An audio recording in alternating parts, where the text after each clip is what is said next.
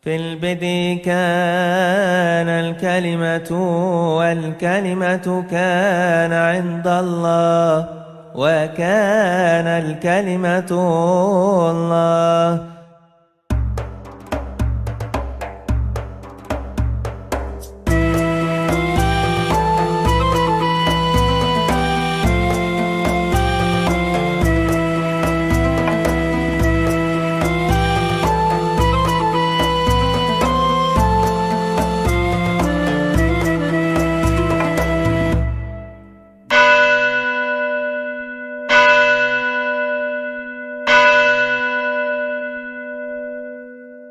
Shalom jemaat yang dikasihi oleh Tuhan Yesus.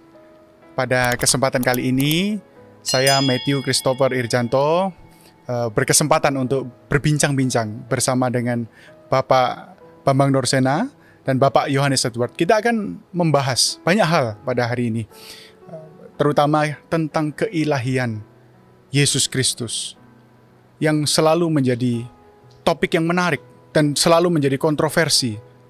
Tetapi hari ini kita akan kupas tuntas dan kita akan pasti mendapatkan ilmu, kita pasti mendapatkan pengetahuan yang luar biasa, pencerahan yang luar biasa. Dan sebelum kita memulai, kita akan memulai dengan doa. Bapak bisa pimpin dalam doa, Pak? Baik, sebelum kita mulai, kita akan berdoa. Tuhan Yesus, kami akan mulaikan podcast ini. Tuhan berkati kami, apa yang kami sampaikan, Pak Bambang sampaikan bisa menjadi pencerahan dan menjadikan iman kami lebih kuat di dalam Tuhan. Terima kasih Tuhan, berkati semua yang ambil bagian dalam pelayanan ini. Tuhan berkati mereka semua. Terima kasih Tuhan, dalam nama Tuhan Yesus Kristus, Tuhan dan Juru Selamat kami berdoa. Amin. Amin.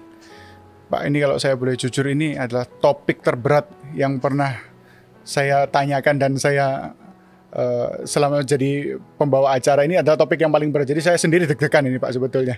Tapi kita mulai dari pertanyaan yang pertama ya, mengenai tentang keilahian Yesus Kristus. Pak, bagaimana menjelaskan siapa Yesus Kristus bagi kita, bagi iman kita? Iya, Shalom Alaikum Besem Hamasya. Salam sejahtera untuk saudara-saudara dalam Kristus. Jadi sebetulnya iman kita tentang Yesus itu clear ya, karena itu sudah berjalan selama 20 abad sejak gereja mula-mula pada zaman Alkitab, kemudian pada zaman murid-murid yang nulis Alkitab, artinya murid-murid para rasul, sampai konsili-konsili gereja awal ketika gereja menghadapi ajaran-ajaran bidat. Itu sebenarnya sudah clear. Jadi intinya iman Kristen meyakini berdasarkan ajaran para rasul, ya tentu yang ini jelas sekali bahwa Kristus itu sepenuhnya Allah sebagai firman dari Tuhan sendiri. Dan yang kedua sepenuhnya manusia ketika Kristus itu datang ke dunia dikandung oleh Bunda Maria. Dan dalam hal ini maka iman kita mengajarkan bahwa Kristus sepenuhnya sebagai Allah itu tidak merujuk kepada kemanusiaannya yang kelihatan, tetapi kepada firman Allah yang sudah ada sebelum segala sesuatunya ada.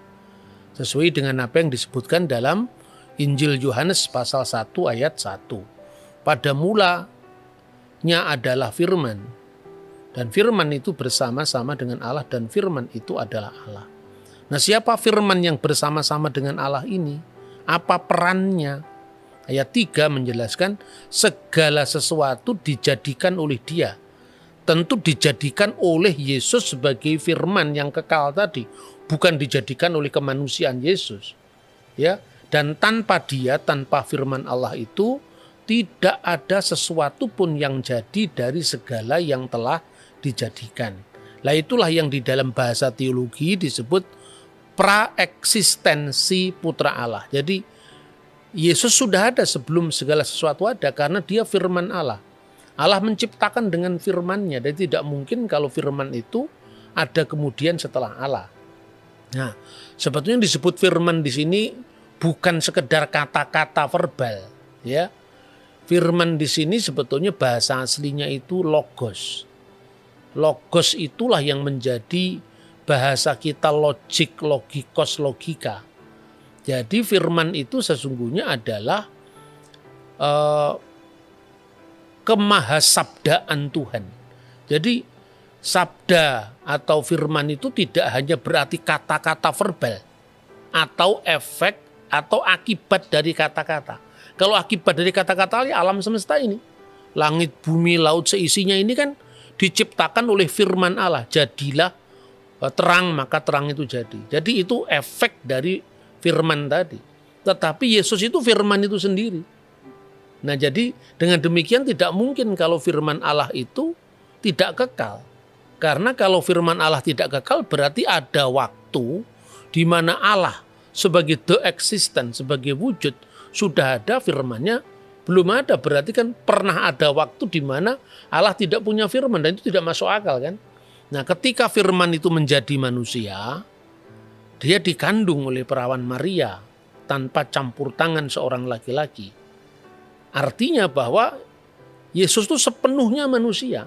Jadi jangan orang salah paham, Tuhan kok lapar, Tuhan kok haus, Tuhan kok dicobai. Yang dicobai, yang haus, bahkan yang mati. Itu bukan keilahiannya. Maka dalam Alkitab disebutkan sangat jelas sekali. Dia yang dibunuh dalam keadaannya sebagai manusia. Karena firman sendiri benar-benar menjadi manusia. Bukan setengah manusia. Firman itu telah menjadi manusia dan tinggal di antara kita. Dan kita telah melihat kemuliaannya, yaitu kemuliaan yang diberikan kepadanya sebagai anak tunggal Bapa, penuh kasih karunia dan kebenaran. Ini saya kira clear sekali.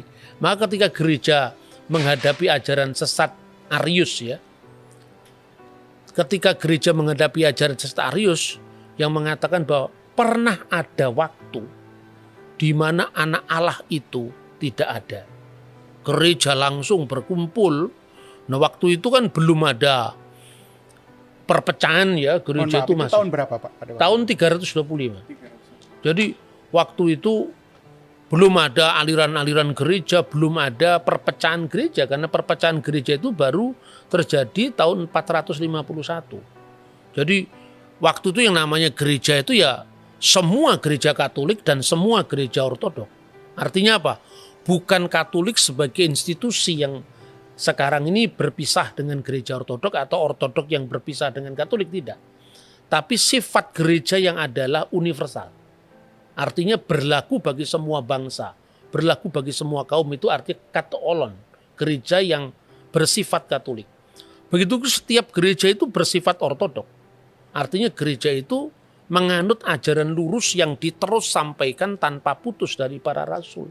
Makanya kalau ada gereja Roma ya gereja di wilayah yurisdiksi Roma, gereja di wilayah yurisdiksi Antioquia seperti yang diceritakan dalam Alkitab ya, bahwa orang-orang mengikut Yesus itu pertama kali disebut Kristen itu kan di Antioquia. Kemudian dari Antioquia ke Roma, dari Roma Konstantinopel, kemudian di situ ada Alexandria. Jadi semua gereja sudah kumpul jadi satu. Lalu mengatakan tidak bisa, Arius itu salah. Karena apa? Kalau firman itu pernah tidak ada berarti pernah ada Allah tanpa firmannya. Masa Allah pernah tidak punya firman? Kalau Allah pernah tidak punya firman berarti Allah pernah tidak bisa mencipta. Jadi Allah dengan firmannya, dengan rohnya itu kekal. Itu kira-kira apa yang kita bisa pahami dari ajaran Kristen yang paling dasar tentang siapakah Yesus Kristus. Baik. Nah, kemudian selalu, Pak, kalau yang dikatakan ada putra, ada anak Allah, ada Bapa, ada Roh Kudus. Nah, berbicara mengenai Tritunggal, ini kan suatu hal yang sulit juga untuk dapat dimengerti oleh orang-orang awam, terutama orang-orang yang selalu ya menyerang, mengatakan oh, Allahmu tiga dan lain sebagainya. Gimana sih, Pak? Apa yang dikatakan Alkitab sebagai bukti-bukti bahwa Allah itu Tritunggal? Oke. Jadi sebetulnya gini ya, Alkitab kita itu kan perjanjian lama dan perjanjian baru ya. Perjanjian lama itu sesungguhnya Alkitab yang sama yang dimiliki oleh orang Yahudi di seluruh dunia. Yang dikenal dengan Tanakh ya. Singkatannya kitab Torah, Torah itu, kelima buku Musa itu, kemudian kitab nabi-nabi, dan tulisan-tulisan suci yang lain yang diawal dari Mazmur, kenal dengan Ketubim. Makanya Yesus mengatakan seperti yang tertulis tentang anak manusia dalam kitab Taurat Musa, dalam kitab nabi-nabi, dan dalam Mazmur. Karena Mazmur itu dalam sistematik kuno itu buku pertama dari Ketubim, yaitu tulisan-tulisan lain selain Nebiim dan Torah. Nah, itu Taurat yang sama. Jadi baru yang kedua itu perjanjian baru. Jadi yang kita sebut perjanjian lama itu sebetulnya kitab Yahudi. Jadi kalau kita membaca Taurat dalam bahasa Ibrani itu Tauratnya Yahudi sekaligus Tauratnya Kristen. Jadi ini sekaligus juga bisa untuk menjawab kesalahpahaman bahwa orang Kristen telah memalsukan Taurat. Kalau memalsukan Taurat kan Tauratnya sudah beda dengan Taurat Yahudi kan. Orang Yahudi yang tidak percaya Yesus pun membaca Taurat yang sama. Jadi perbedaannya pada penafsiran, bukan pada teks. Nah, begitu kita membaca kitab Taurat, kitab pertama kan namanya Bereshit, Sefer Bereshit, Sefer Wayikra, Sefer Elishemot, Sefer Wayikra, Sefer Bemidbar, dan Sefer Eliharivarim, kitab Kejadian, Keluaran, Imamat, Bilangan, Ulangan. Kita membaca pertama kitab suci kita ini, ya tentu dari kanan ke kiri. Ya, karena kalau bahasa Ibrani itu seperti bahasa Arab, kanan ke kiri. Itu di situ sudah ada Tritunggal. Coba dibaca Bereshit pasal 1 ayat 1 sampai dengan ayat 3 dalam bahasa aslinya. Oke, sebelumnya saya perkenalkan dulu. Jadi Mas Edward ini adalah kader dari Institute for Syriac Culture Studies. Itu lembaga pelayanan yang memang mengkaji tentang kekristenan Timur, ya, kekristenan Timur itu supaya kita tidak kehilangan akar sejarah kita. Dan YCS itu bukan gereja, tapi itu adalah lembaga kajian, dan dia sudah belajar bahasa Ibrani langsung dari sumber aslinya di Israel, ya, Israel Institute of Biblical Studies. Nah, kita bisa langsung membaca teks ini dari bahasa aslinya. Silakan. Ya, dari kitab Kejadian atau Sefer Bereshit, Bereshit bara Elohim et Hashamayim ve et Haaret. Dari pasal 1 ayat pertama ini kita menemukan existence of God, eksistensi Bapa, disebut sebagai Elohim. Kemudian di ayat kedua, ve Haaret hayeta tohu vavohu ve Hoshiah alfenetehom. Kemudian dilanjutkan dengan ve Ruach Elohim. Di sini pribadi Allah yang kedua adalah Ruach Elohim atau Roh Kudus atau Roh Allah. Veruah Elohim merachefet alfnei hamayim. Nah, di ayat ketiga kita menemukan pribadi yang ketiga, Vayomer Elohim, Amar Elohim atau Logos. Berfirmanlah Allah, Yehior, Vayehior. Jadilah terang, dan terang itu pun jadi. Karena hanya dengan berfirman Allah bisa menciptakan segala sesuatu.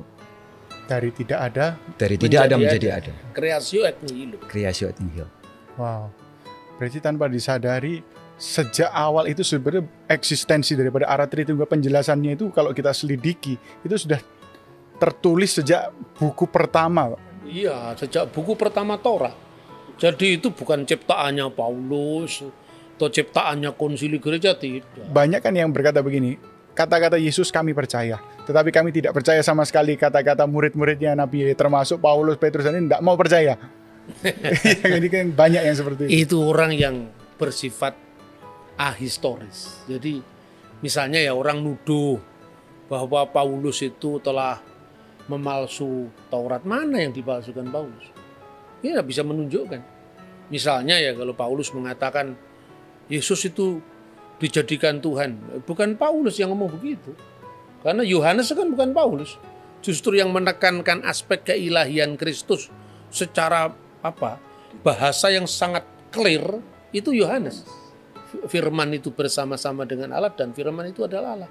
Di Paulus malah tidak clear, artinya memang Paulus sedang tidak berbicara tentang doktrin itu. Tapi Yohanes clear sekali. Dan ada satu hal lagi yang menarik dari 3 ayat pertama ini secara gramatikal adalah kata bara.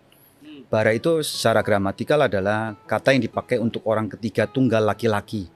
Jadi he created, dia telah menciptakan.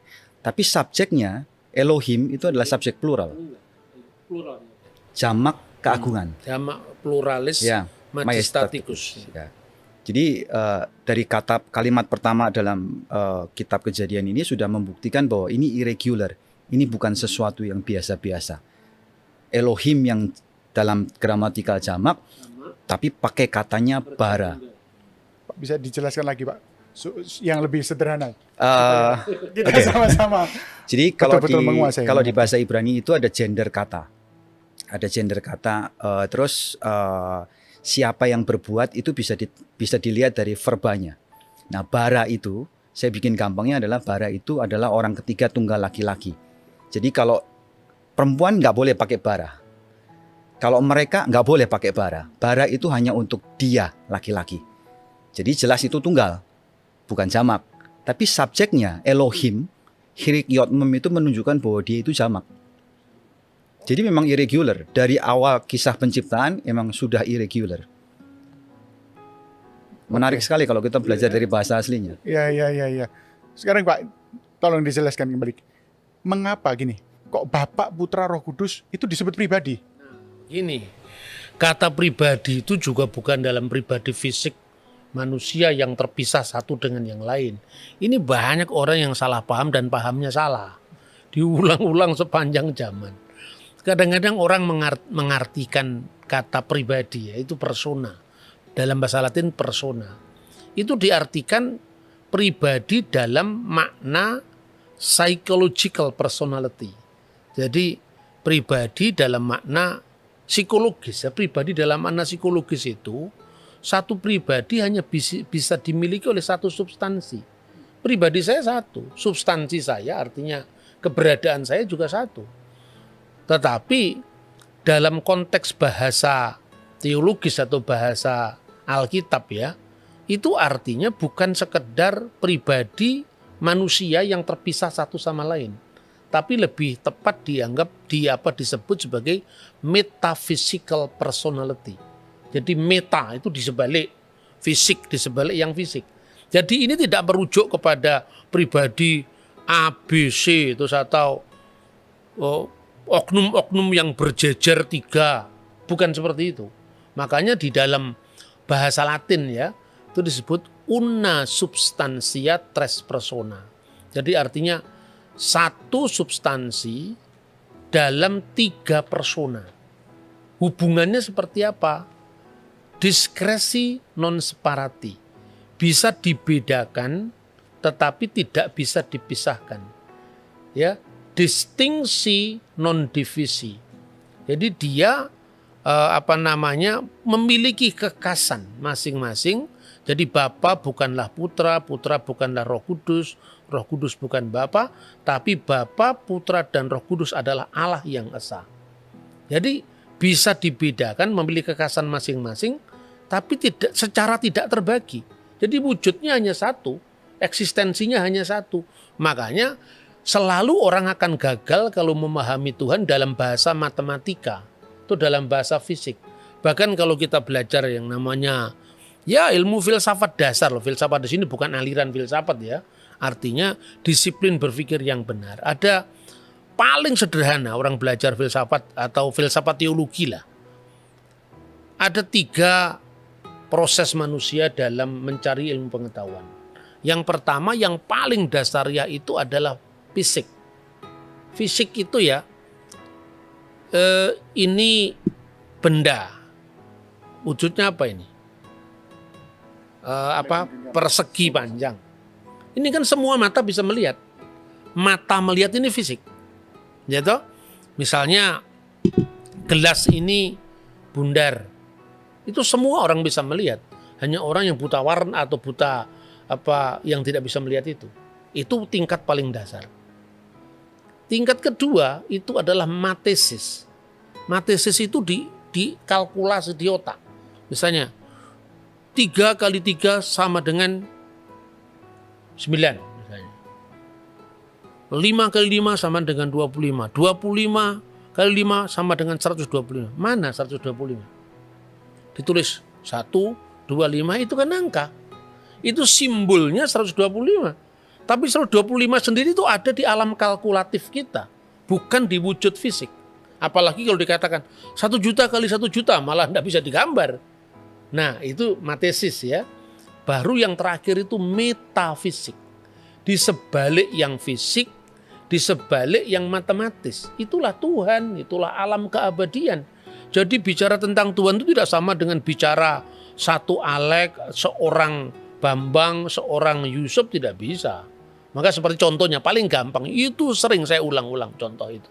Tuhan itu beserta orang yang sabar. Berapa jumlah Tuhan? 1. Ya toh? Elohim Echad. Tuhan cuma 1. Berapa jumlah orang yang sabar di Surabaya? Katakanlah misalnya ada 10.000 orang yang sabar. 10.000 orang yang sabar itu tinggal di 10.000 tempat yang berbeda-beda pada saat jam yang sama. Tuhan jumlahnya 1. Beserta dengan 10.000 orang. 10.000 orang di 10.000 tempat yang berbeda-beda. Tuhan jumlahnya 1. Yang disertai 120.000 orang. Apakah Tuhan jadi 120.000 atau jadi 100.000? Tidak. Karena Tuhan itu roh. Roh itu bukan dalam makna fisik toh, artinya dia hadir di segala tempat, di segala ruang, di segala waktu, beyond time, beyond space. Itu maknanya bahwa Allah itu tidak bisa disamakan dengan manusia. Begitu juga pribadi. Untuk lebih jelasnya, tolong dibaca Bereshit pasal 1 ayat 26 dan 27 dan tolong dianalisis langsung teksnya ya. Kejadian 1 ayat 26 dan 27 ini tentang penciptaan manusia. Sangat menarik. Vayomer Elohim naase Adam betsal menu kitmutenu veyirdu pitgat hayam vehaof hasyamayim uva behema uve kol haaretz uve kol haromes al haaretz. Jadi ayat ini dimulai dengan berfirmanlah Allah. Tapi dikatakan naase. Naase itu secara gramatikal Ibrani yang nggak ketemu di bahasa lain, mereka punya namanya volitive system. Jadi kalau kita berbicara kepada orang kedua itu namanya imperatif. Tapi kalau kita berbicara pada orang pertama, strong will dari orang pertama itu namanya kohortatif. Strong will dari orang ketiga namanya jasif. Memang agak rumit kalau kita belajar, tapi kita mesti harus belajar sampai ke situ. Nah, naaseh itu adalah volitive system untuk orang pertama jamak. Artinya kita. Jadi kalau terjemahan bebasnya itu marilah kita. Let us. Ayolah kita. Ayo kita gitu. Bukan nyuruh orang lain, ini nyuruh diri sendiri. Volitive system. Nah, kita nggak ketemu yang gramatikal seperti ini di bahasa Indonesia, apalagi nggak ada gitu. Ya, jadi dikatakan bahwa naase Adam, marilah kita menciptakan manusia, membuat. Ya, jadi pakainya asa, bukan bara lagi ini, asa. Karena dibuat dari sesuatu yang substansinya sudah ada. Ya, nanti ya, dari debu tanah menjadi manusia. Nah, Adam ini diciptakan untuk menguasai. Ya, itu kita belakangnya sudah tahu. Cuman gramatikal yang menarik adalah ketika Tuhan seperti berbicara kepada dirinya sendiri. Ayolah gitu. Ya. Bahkan kalau saya enggak salah Pak, di kitab-kitab tetangga kita juga menggunakan kami itu. Kalau itu enggak usah kita urusi ya. Karena kalau dalam agama lain tentu misteri seperti ini tidak bisa dipahami dari sudut pandang kita. Kata nahnu dalam bahasa Arab itu betul artinya itu jamak. Tapi di situ ya jamak keagungan yang tak terjabarkan. Hanya itu. Kita fokus saja pada Alkitab. Ayat 27. Ayat 27 kembali menarik lagi karena dipakai lagi kata bara. Vayifra Elohim et ha-Adam. Maka Allah menciptakan manusia sendiri. Enggak sama yang lain. Jadi yang kita, yang kami, yang jamak tadi mendadak hilang di ayat selanjutnya. Vayifra Elohim et ha-Adam. Bet Salmo menurut gambarnya. Bet Selem Elohim menurut gambar Allah. Bara oto, diciptakanlah dia. Zahar unekeva, bara otam. Kembali bara. Jadi gini, ada yang menarik di kitab Tanah Ibrani itu, sesuatu yang diulang 2 kali itu artinya penting. Kalau sampai 3 kali itu extremely penting. Contohnya kalau kita baca dari kitab Yesaya, kados, kados, itu 3 kali. Itu extremely penting. Ya. Nah, ini dipakai kata bara sampai 3 kali. Vayivra Elohim, kemudian bara oto, diciptakanlah dia. Artinya pertama diciptakan Adam. Kemudian di akhirnya diciptakan lagi bara otam. Dan semuanya itu adalah kata kerja untuk orang ketiga maskulin singular. Jadi nggak ada lagi yang kita punya keraguan bahwa Allah itu menciptakan beramai-ramai, nggak seperti itu. Ya, kira-kira seperti itu yang dari ayat 26. Iya, jadi begini. Ayat 26 itu sesungguhnya bukan Allah melibatkan ciptaannya untuk membuat manusia, tidak. Tetapi seperti tadi sudah dijelaskan, itu menggambarkan tentang bagaimana seolah-olah, ini kalau tafsiran Yahudi ya, Tuhan itu mendeklarasikan mendeklar rencananya mau membuat manusia menurut gambar dan rupanya. Tapi di situ digunakan bukan kata bara tapi asah. Artinya itu menjadikan dari yang sudah ada. Nah, sementara dalam pasal ayat 27 itu digunakan kembali kata bara, bahkan ditekankan sampai 3 kali. Itu menunjukkan bahwa penciptaan hanya dilakukan oleh Allah seorang diri. Makanya dalam kitab Nabi Yesaya itu dia yang telah membentangkan langit seorang diri. Jadi tidak ada teman, tidak ada sekutu bagi Tuhan. Nah, tetapi pertanyaannya sekarang, dengan siapa Tuhan seolah-olah mau mengajak bicara itu kan? Kalau di dalam tafsiran Yahudi Rabinik, dan ini pada masa-masa abad pertengahan, itu diartikan Tuhan berbicara kepada sidang ilahi. Nah, banyak orang Kristen kemudian menuduh bahwa orang Yahudi telah melibatkan ciptaan untuk turut menjadikan, tidak juga. Jadi kita juga sekalipun tidak sependapat dengan Yahudi, tapi kita tidak boleh juga menyalahpahami orang Yahudi. Bagaimanapun juga kekristenan itu kan memiliki akar yang sama dari keyahudian ya. Hanya kekristenan itu dulu kan salah satu dari bagaimana cara orang Yahudi memahami misteri Tuhan itu. Dan orang-orang Kristen itu adalah orang-orang Yahudi dulunya yang memahami bahwa Allah itu sudah menggenapi janjinya lewat Yesus Kristus. Makanya kalau dalam iman Kristen itu bukan dipahami sebagai sidang ilahi seolah-olah Tuhan itu mengajak malaikatnya untuk menyaksikan ya.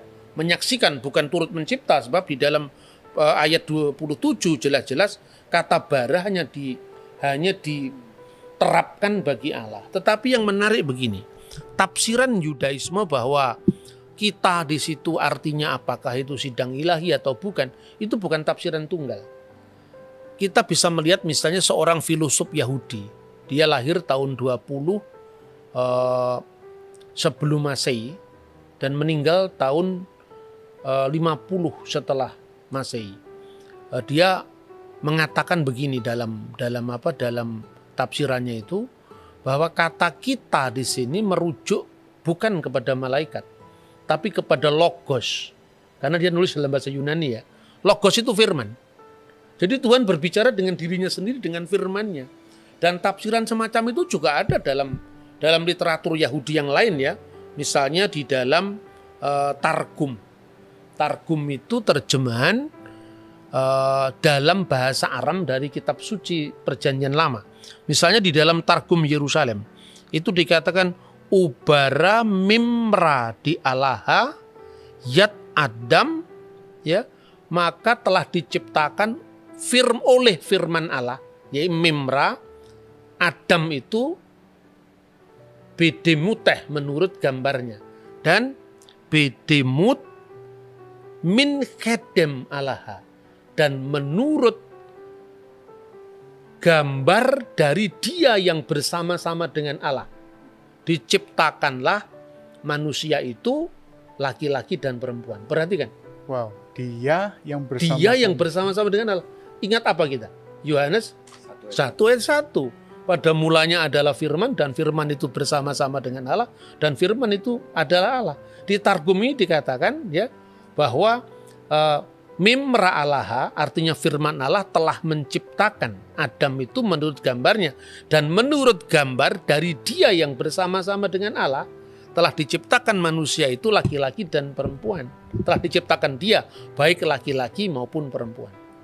Jadi artinya tidak benar kalau dikatakan Yohanes pasal 1 ayat 1 itu himne neoplatonis, itu tidak betul itu. Itu dari Yudaisme sendiri. Nah itulah makanya kira-kira menutup dari sesi kita ini ya. Kira-kira disimpulkan apa?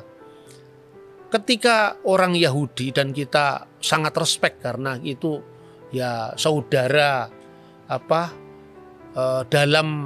dalam Taurat ya, saudara satu Taurat artinya. Taurat kita kan satu kan. Meskipun tafsirannya beda.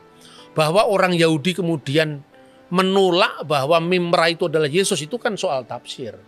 Tetapi bahwa orang Kristen memaknai Mimra itu adalah praeksistensi Yesus, artinya Yesus sebelum datang ke dunia, itu juga tafsir orang Kristen.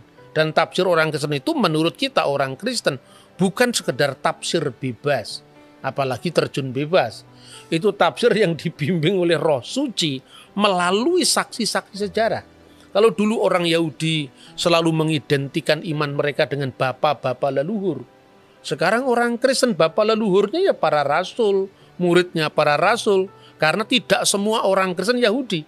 Ada orang Kristen yang berasal dari Yehudim, ya, jemaat Yerusalem.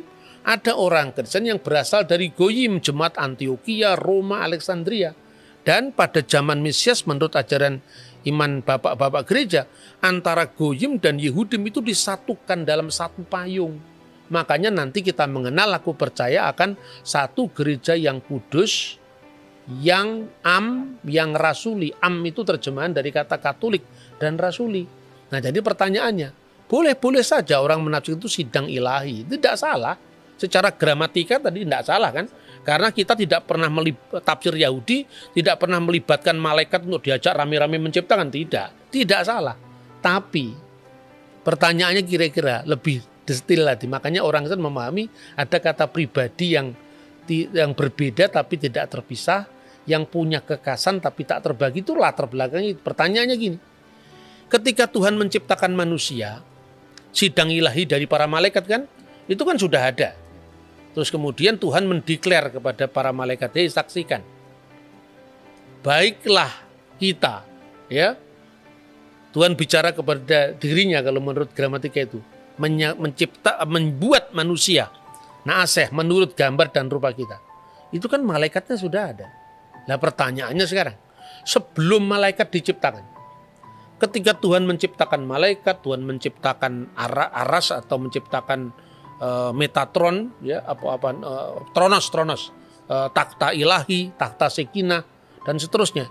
Tuhan menciptakan langit dan bumi, Tuhan menciptakan alam semesta, dan waktu itu malaikat juga belum ada. Lalu Tuhan ngomong sama siapa?